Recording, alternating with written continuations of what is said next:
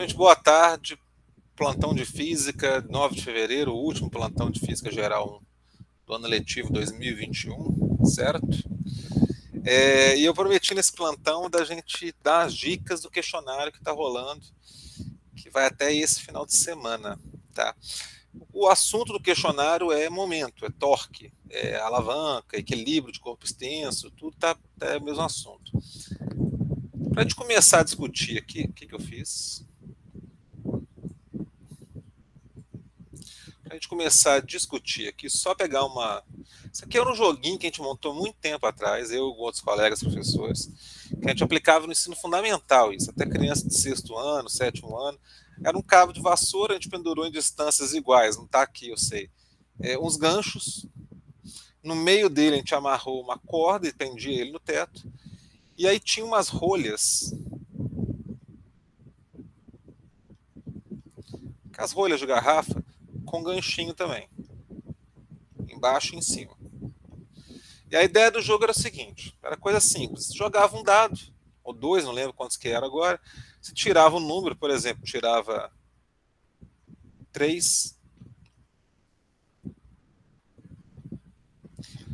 Aí o aluno, ou os alunos que estavam no grupo do lado esquerdo, tinham que pendurar 3 rolhas do lado esquerdo. Depois do lado direito jogava um dado, tirava outro número, tinha que pendurar as rolhas desse lado. E aí, depois de algumas rodadas, quem conseguisse equilíbrio primeiro, deixasse isso na horizontal, ganhava.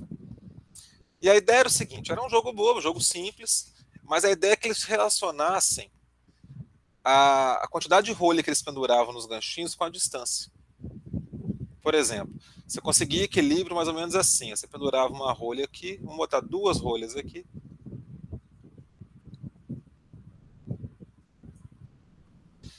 uma aqui, só fazer a conta aqui, 7. Aí o outro pendurava, por exemplo, 2 aqui e uma aqui. Aí conseguiu o equilíbrio, desse jeito, deixa eu ver isso mesmo, 1 mais 6, 7, aqui eu tenho 3, mais 4, 7, tá, conseguiu o equilíbrio, né? Lembrando que aqui era o ponto que estava amarrado.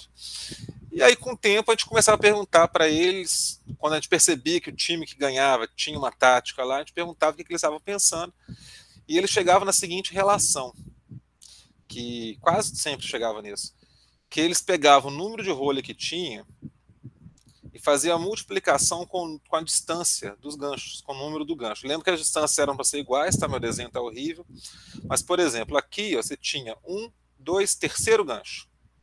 2 rolhas aqui, então você fazia 3 vezes 2. Aqui você tinha um gancho, uma rolha, fazia 1 vezes 1. 3 vezes 2, 6, 1 vezes 1, 7. Beleza. Aí do outro lado, para ganhar, ele também tinha feito essa conta, 1, 2 e 2 ganchos, 2 vezes 2. Aqui ele fazia 1, 2, 3 ganchos e uma rolha, então 3 vezes 1. 2 vezes 2, 4. 3 vezes 1, 3, 4, 3, 7. Quando ele conseguia esses valores iguais dos dois lados, ele sabia que ia ter equilíbrio. Então, na hora de pendurar a rolha, você não podia pendurar e tirar, você tinha que botar lá e pronto. Na hora de pendurar essa rolha, esse objeto, os que ganhavam geralmente tinham isso na cabeça já. E a maioria pegou isso rápido. A ideia é o quê? Que aqueles meninos lá do sexto, sétimo ano já chegassem na relação que a gente chama de momento de uma força. Que para a gente, a fórmula crua, né, é F vezes D. Deixa eu só aceitar o pessoal entrar. Boa tarde, gente. Ah, cadê? Ah, tá.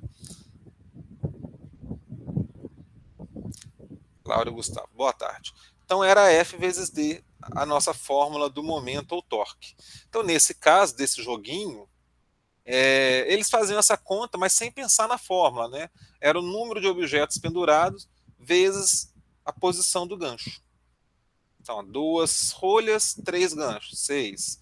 Uma rolha, um gancho, 1, 6 e 1, 7. Todo lado de cá valia 7 na cabeça deles. Mas o que eles estavam fazendo é aplicar o conceito de momento de uma força, e para ter o equilíbrio, para ficar retinho, os momentos de cada lado tinham que ser iguais, né? O momento desse lado aqui faria girar no sentido anti-horário, desse lado no sentido horário. Pode chamar hoje momento 1, momento 2. E o equilíbrio acontecia quando o momento resultante fosse zero, ou M1 igual a M2, o momento das forças do lado esquerdo e o momento das forças do lado direito. Então eles desenvolviam o conceito do torque, do momento da força, sem usar fórmula. Essa era a brincadeira, tá? Então, repetindo rapidinho, até para quem chegou depois, isso aqui era um jogo com ganchos pendurados em distâncias iguais, onde você tinha que pendurar rolhas, objetos com ganchos, todos idênticos, e tentar achar o equilíbrio. Cada hora um time jogava um dado para ver quantas rolhas ele tinha que pendurar. Tem hora que não dava para ter o equilíbrio, mesmo ele sabendo o que tinha que fazer. E aí ele tinha que alcançar o equilíbrio. O time que ganhasse equilíbrio primeiro, na esquerda ou direita, ganhava o jogo. E no final perguntava o que eles pensaram. E aí eles falavam o seguinte, as crianças isso, que a relação do número de objetos com o número do gancho, ou seja, a distância do gancho até o ponto de giro, tinha que ser igual dos dois lados. Então, um gancho, um objeto, 1 vezes 1. Terceiro gancho, distância 3. 2 objetos, 2 rolhas. 3 vezes 2, 6. Então, 6 e 1, 7 desse lado. Do outro lado, mesmo raciocínio, né? 2 ganchos, 2 objetos. 3 ganchos, 1 objeto. Total vai dar 7. Tem um equilíbrio. E isso eles estavam construindo o conceito de momento de uma força ou torque, para ter o equilíbrio. Então, isso é o momento da força, é quando você tem a relação da força aplicada nesse corpo extenso, que é essa haste, vezes a distância, F vezes D. Então, isso a gente viu. Inclusive, fizemos lá na aula alguns exercícios com isso. Você tem um objeto extenso, aqui está o ponto de giro, ou ponto fixo, né? Ponto de giro. Eu aplico uma força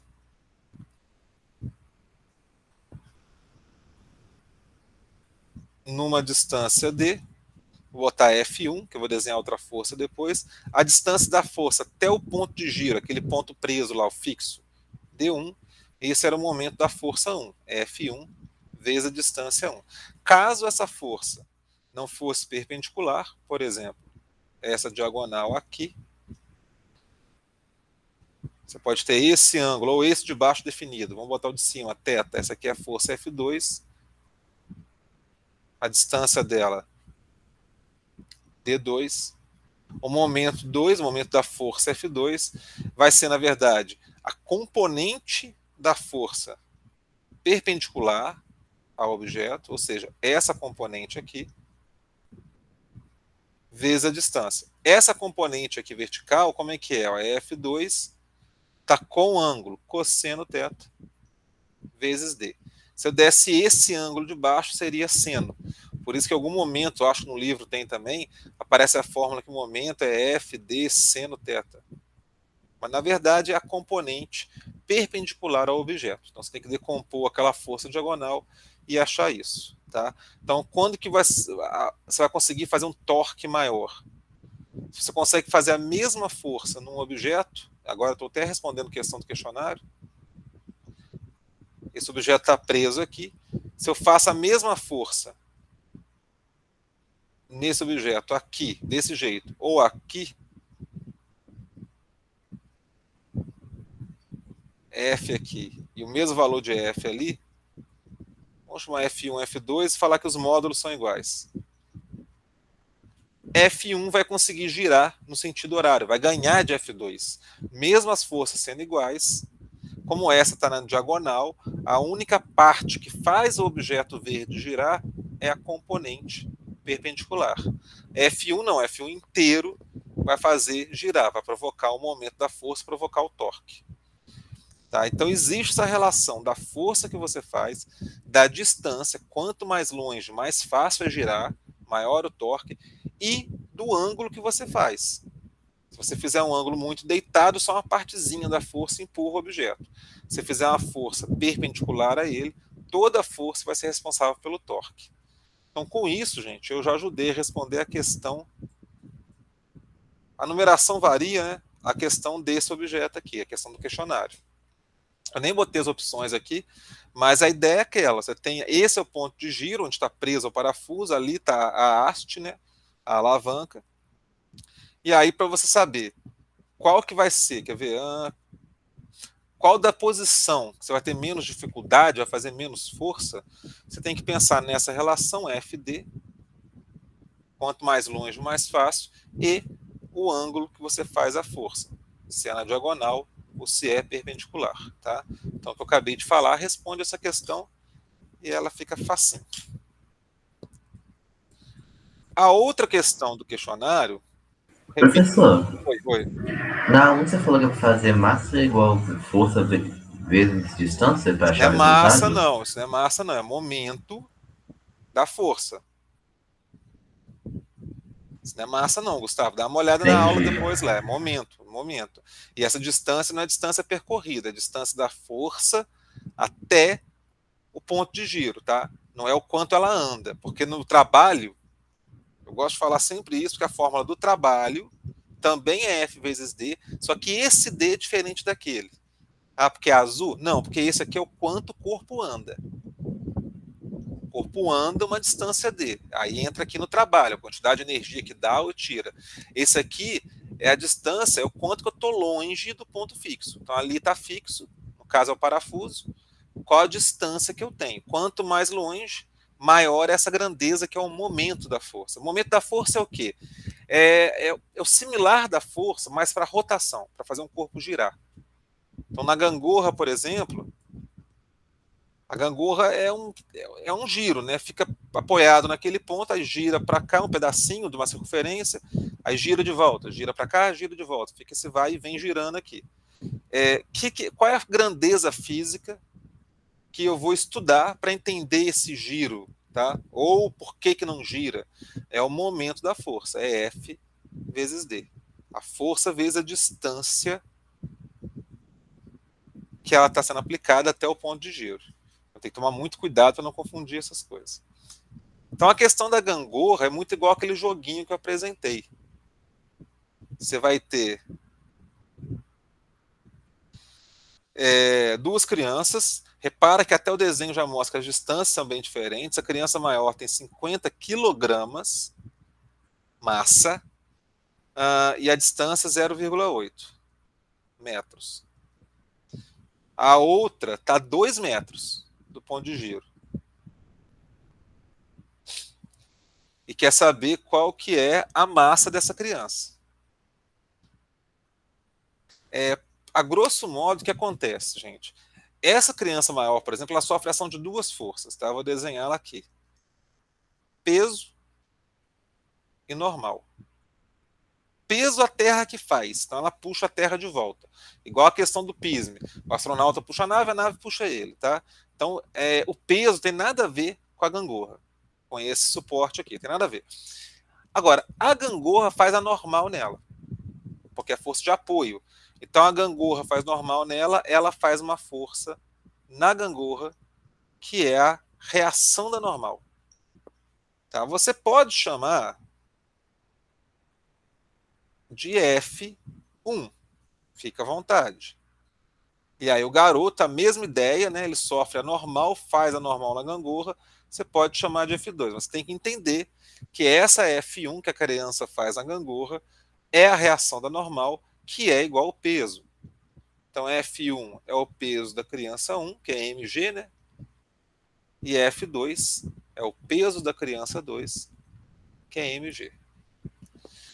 O que os meninos lá do sexto ano concluíram naquele joguinho bobinho que eu apresentei para eles?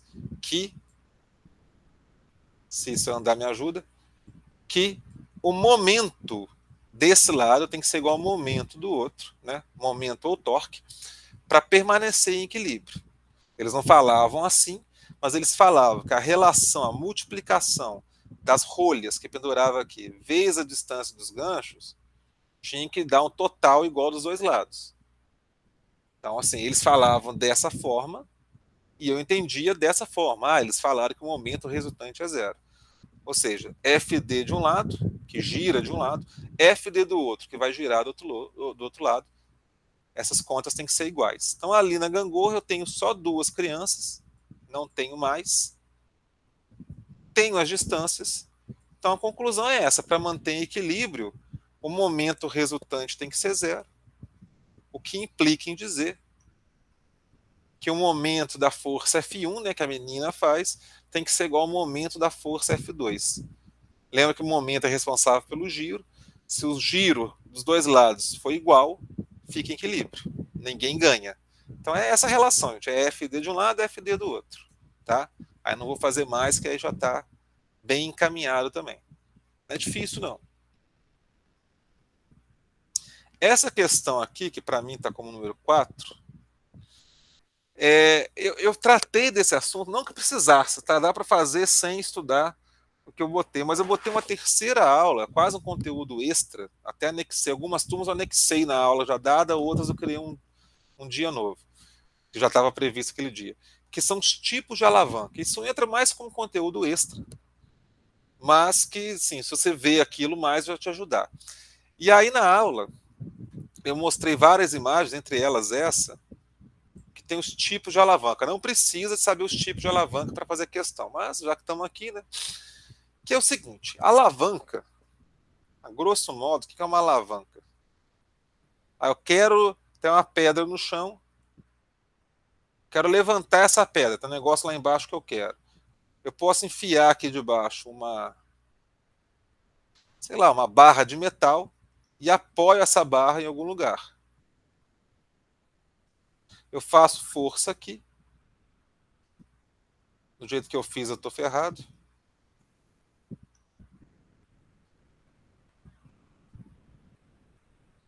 Vou botar mais perto aqui, ó. Eu apoio lá perto, ó. Aí vamos lá, agora eu vou entender o que está acontecendo.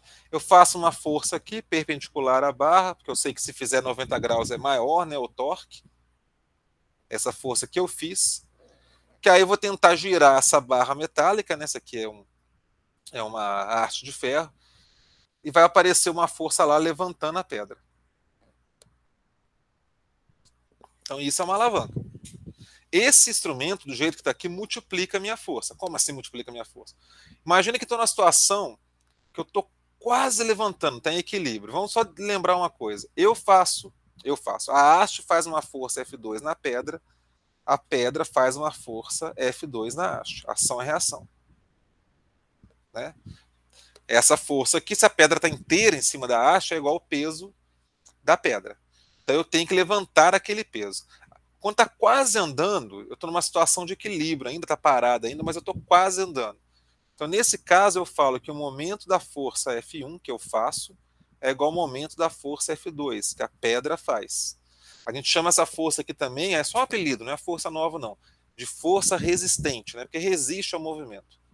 Aí eu pego F1 vezes a distância da minha força até o ponto de giro e falo que é igual a F2 vezes a distância daquela força, né, que a pedra faz resistindo ao movimento até o ponto de giro.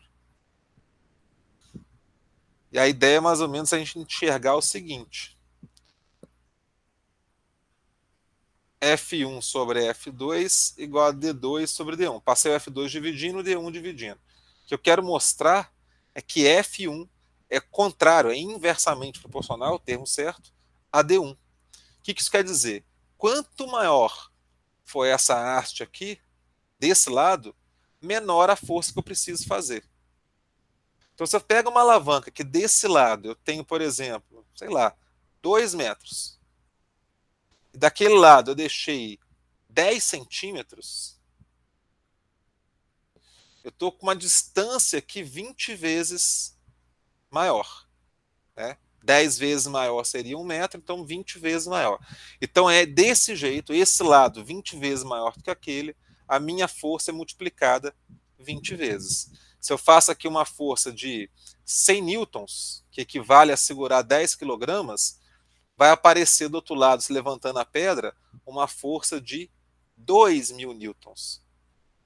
É como se eu consigo levantar 200 quilogramas de um lado, fazendo a força suficiente para levantar só 10. Porque a alavanca multiplica a minha força. E aqui tem vários exemplos que isso acontece. A tesoura é um deles. Caso essa distância, o ponto de giro está aqui, são 2 alavancas, aqui e aqui. Caso essa distância, onde eu boto o dedo lá, seja maior do que a distância que eu botei o objeto, eu vou multiplicar a minha força. Eu não sei se já perceberam uma coisa, Quando você corta qualquer coisa que seja com a tesoura bem mais perto aqui, ó, você põe lá pertinho da junção mesmo, é mais fácil de cortar. Dá até a sensação de estar mais afiada. E não é isso. É que quanto mais perto o objeto que vai sofrer a força, era a pedra antes, né? Quanto mais perto ele tiver do ponto de giro, mais você multiplica a sua força. Então, isso é a ideia da alavanca, é multiplicar a força. Na aula lá eu até falei o que você perde com isso. Você ganha na força, perde na distância que anda, né? Para você, se tiver aqui, por exemplo, 20 vezes maior, se eu descer 1 metro essa haste, lá vai subir 5 centímetros. 20 vezes menos. Então você ganha na força, perde na distância. Na distância que anda, no deslocamento mesmo, tá? Então a relação força vezes deslocamento é igual dos dois lados. Isso é trabalho. Isso quer dizer o quê? A energia que eu dou é igual à energia que eu passo. Eu ganho na força, perco no quanto ele desloca. Mas vale a pena, né? A tesoura, você já tiver essa prática em casa. Isso vale a pena, porque nitidamente você corta mais fácil. E aí tem vários. Na aula eu coloco lá o desenho do martelo. O corpo humano tem, né? Todas as nossas articulações são alavancas. E algumas delas multiplicam força e outras diminuem força. A pinça, por exemplo, a força que você faz são 2 alavancas também. Em cima e embaixo. A força que você faz está mais perto do ponto de fixo, da junção, do que a força que aparece no objeto. Você quer pegar o negócio com a pinça, né, vai pegar, sei lá, vai puxar um cabelo com a pinça. O cabelo fica mais longe do que a força que você faz, do que o seu dedo. Então, neste caso, é o inverso, você diminui a sua força. Tá? E é de propósito, é para ficar algo mais preciso, tá? Para você fazer algo mais delicado. Então, a pinça é para isso. Agora, a tesoura multiplica. Isso aqui é um quebra-nós, que é para isso mesmo. Você pega uma noz e quebra ela. É difícil quebrar, né? Tem gente que quebra com a testa, eu não entendo porquê, mas existe esse objeto que você compra baratinho na rua aí. Então aqui são 2 alavancas de novo, a de cima e de baixo. Você põe a mão, o dedo, lá na extremidade, a noz está aqui, ó. Então olha a distância que a noz está do ponto fixo, vamos chamar de D2, e a distância que o meu dedo fica do ponto fixo. Quanto maior essa distância, maior a força que a noz vai sofrer. Então multiplica a minha força também. E aí tem uma classificação que chega a ser bobeira, gente, mas só já que existe, né? Nesse caso, que o ponto fixo é no meio, é uma alavanca interfixa, né? Inter quer dizer meio, central, fixo no meio. Esse aqui, ó, que quem resiste, né, o objeto que sofre a força, aquele que eu falei da pedra, que faz a força resistente, ele que está no meio. O ponto fixo está na esquerda, a força que eu faço está na direita, e quem resiste está no meio. Então é uma interresistente. E neste caso, a força que eu faço é central, o ponto fixo está num canto, a força resistente, né, o objeto que sofre a ação da alavanca, está no outro ponto, e a gente chama a força que nós fazemos de força potente. Então é uma alavanca interpotente. Como eu disse, esses nomes não são extremamente importantes para você fazer exercício de física, eu quero dizer, tá? Mas existe esse nome, então se um dia você lê, é fácil pensar, né? Pô, interfixa, o fixo no meio. Interresistente, pô, resistente, quem resiste ao objeto, vai estar no meio. Então é por aí. Então isso aqui são os objetos que exploram o conceito da alavanca. E uma questão do questionário. A gente está agarrando isso aqui. Tá tudo errado, aqui aí puxa. E agora para botar na posição certa.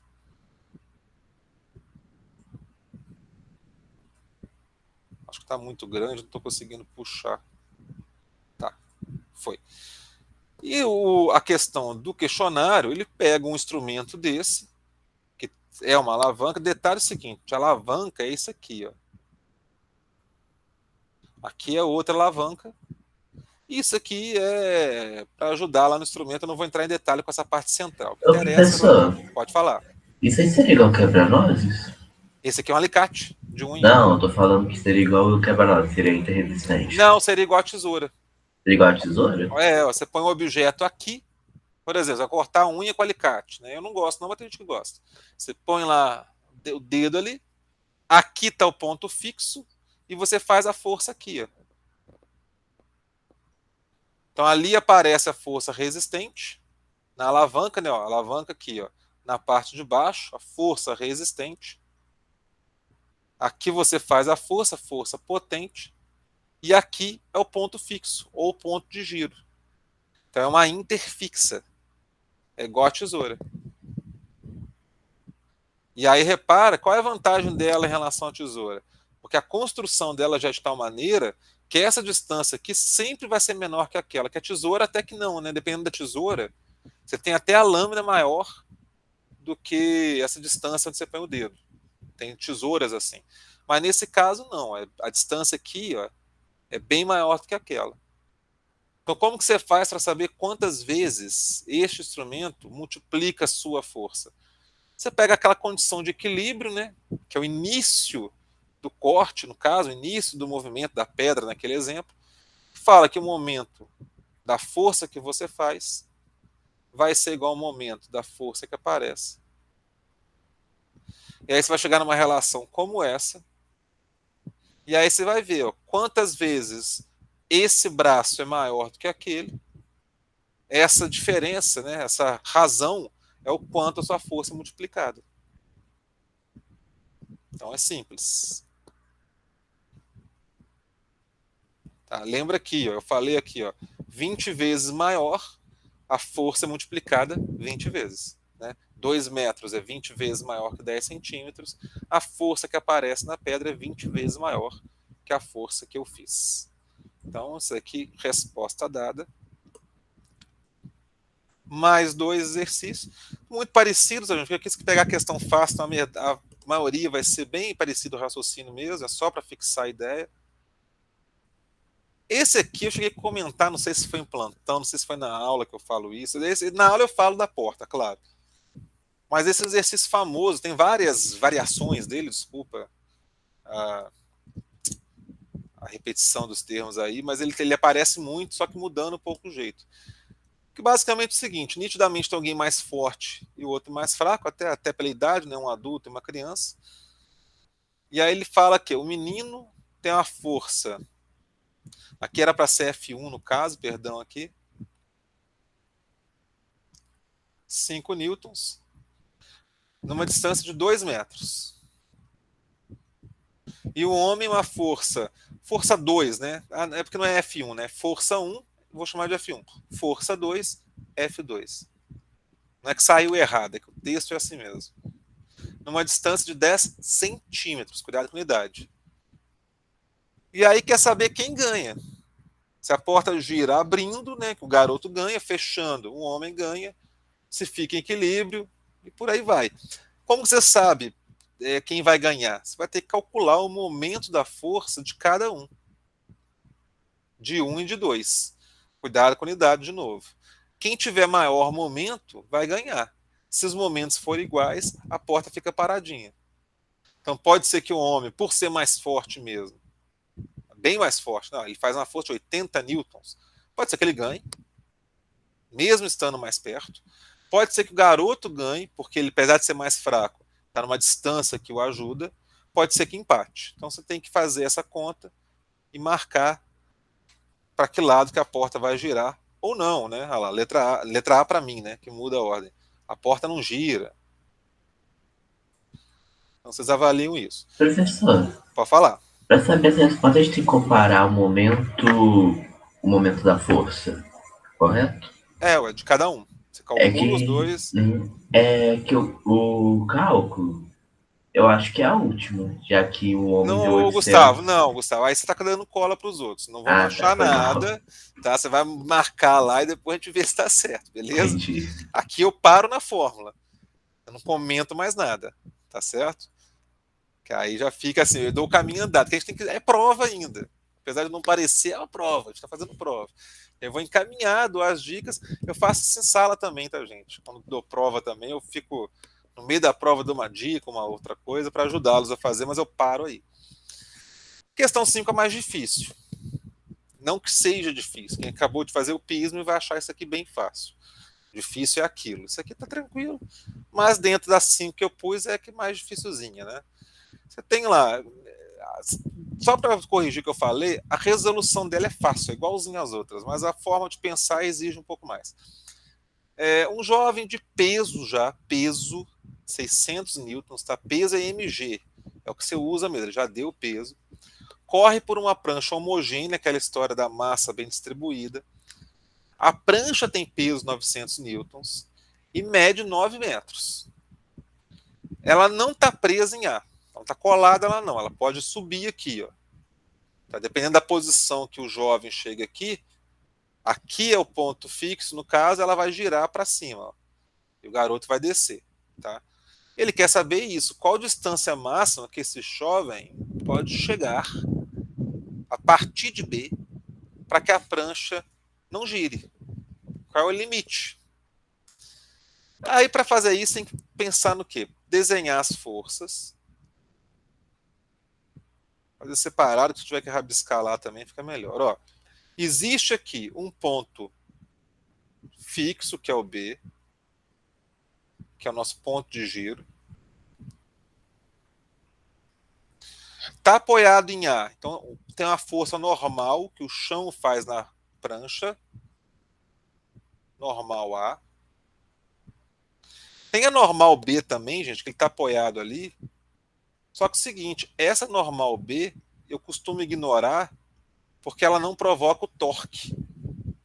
A distância dela até o ponto de giro é 0. Então ela não vai entrar nas nossas contas. Mas deixa ali.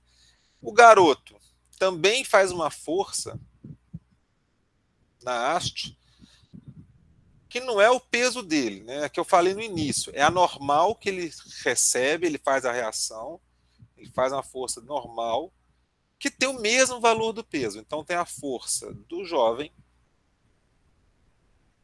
que é igual ao peso dele, em termos de valores.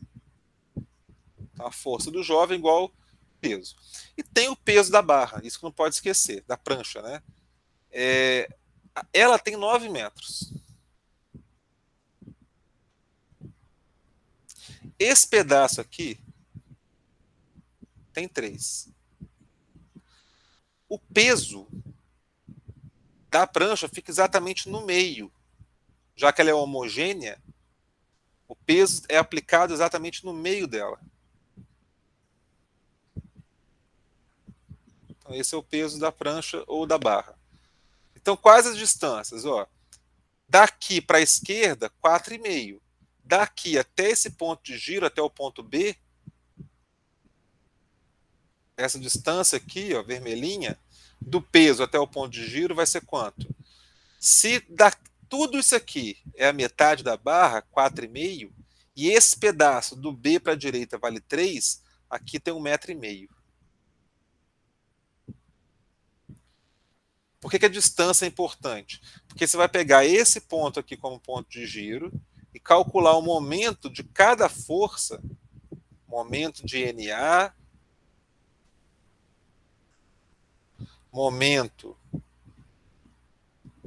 do peso da barra, momento de NB, momento do jovem. Oi, ai, ai. Tá. Aí que eu vou corrigir os sinais ali, tá? Botei mais de propósito, mas agora eu vou voltar a olhar os sinais. Então são 4 forças. 1, 2, 3, 4, 4 momentos. Os sinais, você tem que olhar como que gira em relação ao ponto de giro. NA, se fosse girar a barra, ia girar no sentido horário. O peso giraria no sentido anti-horário. Esse aqui não gira para lado nenhum, né? Foi o que eu falei, está aplicado no ponto de giro. Então esse aqui já não aplica momento mesmo. É 0. Não vai girar a barra. E o jovem vai girar no sentido horário. Então você pode, ó, horário, anti-horário, horário. Aqui é o ponto de giro. Então você pode colocar sentido horário positivo, gira no sentido horário, gira no sentido horário em relação a esse ponto, ó, e esse gira no sentido anti-horário em relação a esse ponto, então negativo. Então, só para corrigir o sinal, o momento do peso é negativo. O que é momento? F vezes D. A distância de NA até aquele ponto 5 metros, ó, 6 metros, né? Barra vale 9, você tira esses 3. A distância do peso até aquele ponto, 1,5 m, tá aqui. A distância do jovem até aquele ponto, não sei. É aí que tem a questão. Então, eu posso chamar de X. É a pergunta do exercício. Qual a distância que ele pode chegar até que a barra caia. E aí vem mais uma jogada na questão. O limite para a barra começar a cair, para começar a girar, é quando ela desencosta do ponto A, mas ainda não subiu. É o limite, né? Ela já não faz força nenhuma ali, quase não tem contato, mas ela ainda não subiu. Esse é o limite. A partir disso, se ele der mais um passo, ele cai na água. Então você vai trabalhar nesse limite considerando a normal de A 0. Já perdeu aquele contato. Então esse valor aqui também vai a 0, que é F vezes D. Então o que você vai ter no final das contas é o momento da força-peso e o momento do jovem. Como isso tudo tem que ser igual a 0 para ficar em equilíbrio, vai ser o momento do jovem igual ao momento do peso.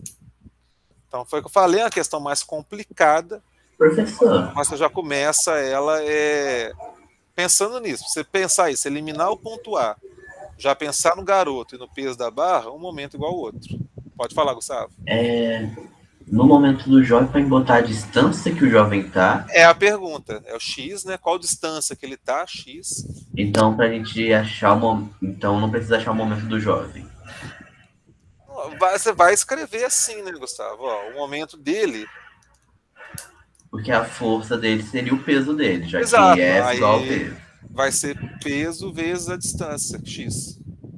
E a distância é X. A gente tem que achar o X. O MP seria o peso da prancha. Da prancha, da prancha. Então a força seria a distância da prancha Você seria tá, agora tá a bom. Fala mais distância não. e Tá. o peso da prancha, correto? Isso. Aí você monta lá e Aí vê se depois isso. fazer a conta e achar o resultado. Isso. Esse Beleza? MR seria o quê? Momento resultante. É a soma de todo mundo. Tem que dar 0 porque não vai girar.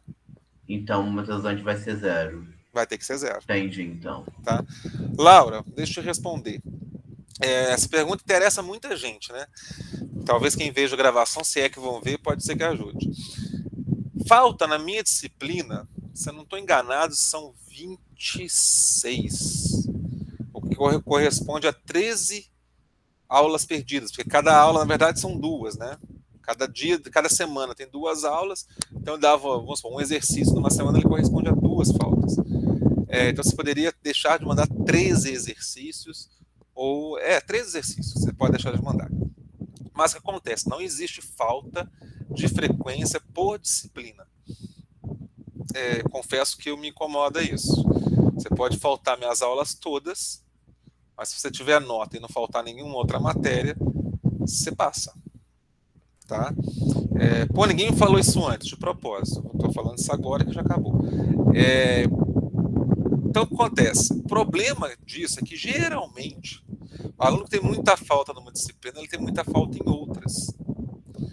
E aí eu não lembro qual que é o número total de faltas. O que reprova em frequência é o que a gente chama de falta global. O que é falta global? Falta contando todas as disciplinas. Então, é uma conta complexa que eu não tenho acesso. Não é que a conta é complexa. O valor das suas faltas global, eu não tenho acesso. Eu só tenho da minha disciplina. Então, por isso que eu não sei te falar quanto que você pode ter no geral. Não, então, mas eu tô falando para que tem gente que está nesse limite, tem gente que está comigo, já assim, vai aparecer para mim reprovado por falta. No meu diário, como é só uma disciplina, aparece reprovado por falta, 28 faltas. Tem gente com 40 faltas. Mas não reprova por falta se no resto das matérias ele está com frequência. Então é por aí. O que eu tenho visto nos conselhos, o que a gente faz nos conselhos? Olha lá um spoiler de conselho. Toda vez que eu falo assim, gente, esse aluno está com muita falta, sempre tem outros professores que concordam, comigo também. Aí que a gente fica preocupado.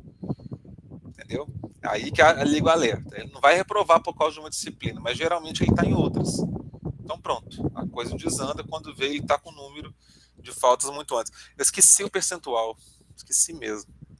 Entendi, professor. Eu perguntei porque um dia eu ouvi falar que se tivessem 10 faltas ao todo, você repetia. Aí eu fiquei com muito medo de Não, perder 10 de faltas ano não. por causa disso.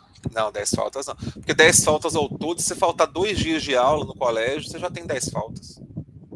Só de manhã, 2 manhãs você perde aula, 5 aulas num dia, 5 aulas no outro, são 10 faltas. Entendeu? Não é bem assim, não. Se eu não me engano, é 25% que você pode ter. É o limite. Tá? Se eu não estou enganado.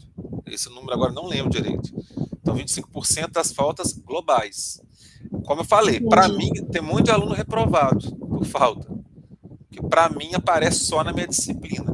Deixa eu ver se é 25% mesmo. Quer ver? Acho que é assim. Na sua pode só até 13 que você falou, professor? 13 aulas, são 26. Ah, tá. Não, 22. 22 aulas, 22 faltas. Tá? 22 faltas corresponde a 11 aulas. A aula online, né? Porque cada aula online conta como 2, né?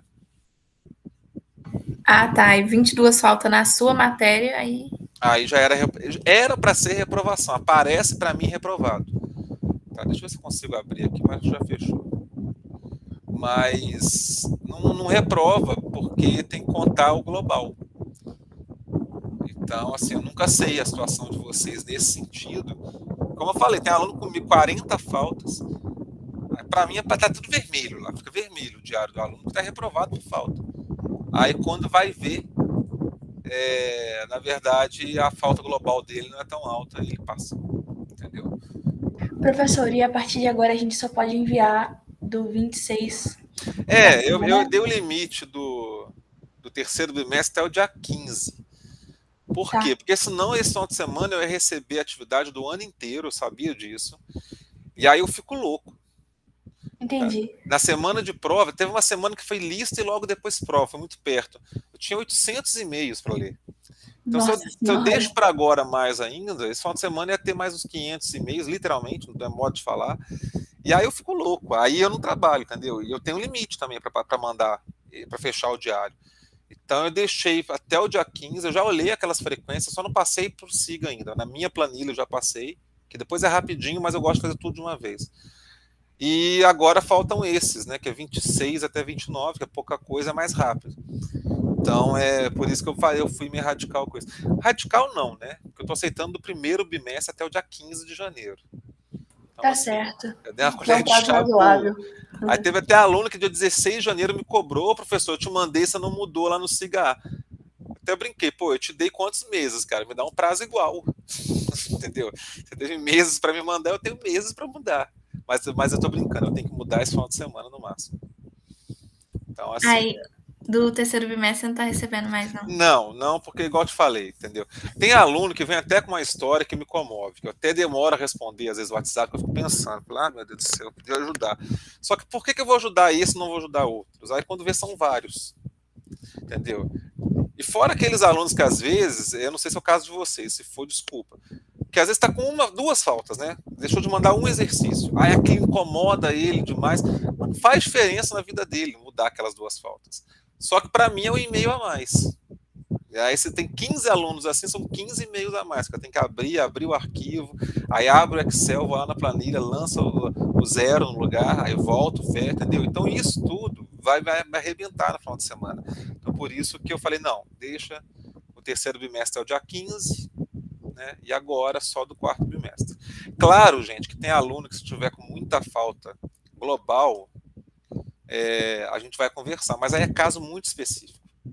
O aluno reprovou por frequência. Falei, deixa eu ver. Dois exercícios que ele me mandar, ele passa por frequência. Eu vou aceitar. Mas isso é depois, né? Isso depois que todo mundo fechar, depois do conselho. E aí é um caso específico. Então, assim, para não prejudicar, eu vou aceitar mais tarde. Agora não, porque senão eu fico louco. E semana passada teve muita gente com dúvida de PIS. Essa semana eu estou dando uma aula síncrona. Então eu estou com pouco tempo para fechar esse diário, então eu preciso muito que não chegue mais nada. Tá? Que toda hora apita. Hoje, aqui na aula mesmo, eu já vi, já chegou, já teve gente mandando exercício já. E tem o questionário também. O questionário eu não corrijo, né? O questionário, o SIGA me dá a nota, do jeito que está lá, eu só copio. É mais fácil. Por isso que eu botei no final, inclusive. Beleza, gente?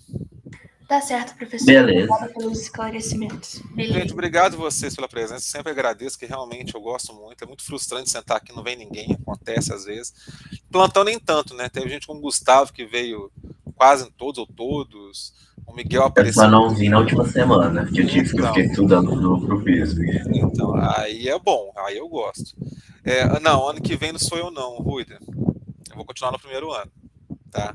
Não, não sei, se você passar, não sou eu. Se você ficar, sou eu de novo. Não sei se a pergunta foi nesse sentido, tá? Então, ano que vem vocês vão ter aula. Não, mas os professores do ensino médio, gente, ali é professor do instituto, todo mundo é muito dedicado. Se eu falar que são bons, eu não assisti a aula de todos, eu acredito que sejam bons. Os alunos falam bem, mas é muita dedicação que o pessoal tem ali. Então, vocês vão ter professores bem melhores até, tá? Com bastante atenção a você. E vai ser presencial, né? Aí vai fazer uma diferença imensa. Então, gente, encerrando o último plantão. Tem gente pior lá, fica tranquilo. Encerrando o último plantão, então, desse ano. Agradeço demais mesmo quem veio, tá?